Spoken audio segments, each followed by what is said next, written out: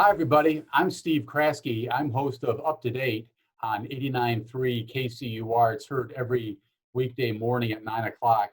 I'm also the longtime political writer for the Kansas City Star, and I teach journalism here at UMKC. The book I've picked is one of my all-time favorites. It's Instant Replay by Jerry Kramer. It chronicles on a day-by-day diary basis the 1967 championship season of the Green Bay Packers. It offered one of those rare inside looks of what pro football was really like.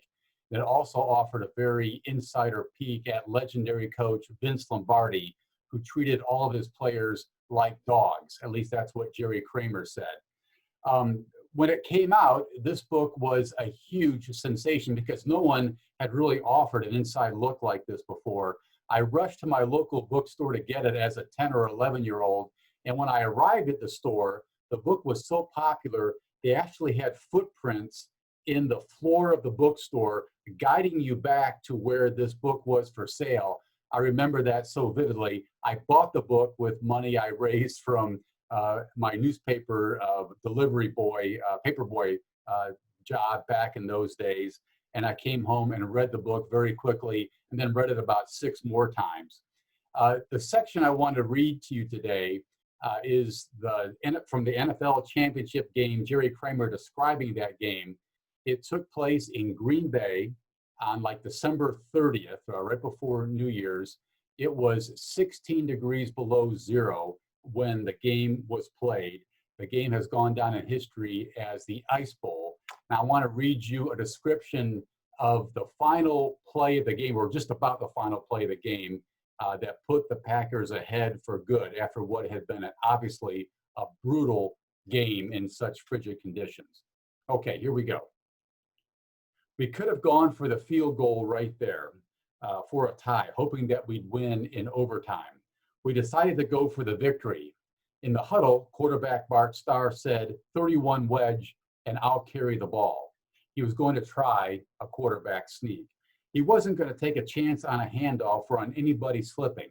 He was going to go for the hole himself just inside of me, just off of my left shoulder.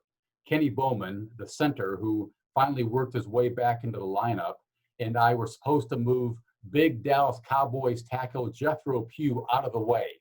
It might be the last play of the game, our last chance. The ground was giving me some trouble. The footing was bad down near the goal line, but I dug my cleats in and got a firm hold with my right foot. And we got down into position, and Bart called the hut signal. Jethro was on my inside shoulder, my left shoulder. I came off the ball as fast as I ever have in my life. I came off the ball as fast as anybody could. In fact, I wouldn't swear that I didn't beat the center's snap by a fraction of a second.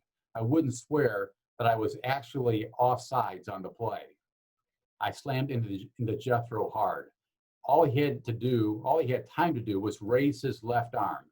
He didn't even get it all the way up, and I charged into him. His body was a little high, the way we'd noticed in the movies. And with Bowman's help, I moved him outside.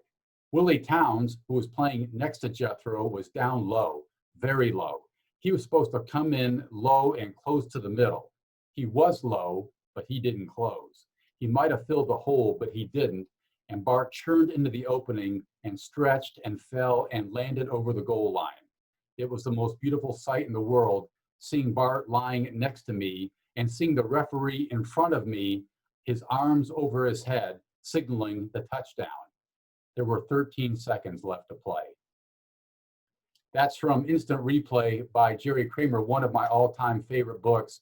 Thanks for joining us today, and I hope we'll see you for a Library Let's Loose on September 12th. Thanks for coming.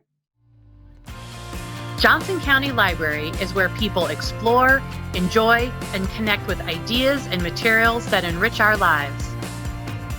Support the library and join us at Library Let's Loose Virtual Edition on September 12th. Learn more at libraryletsloose.org.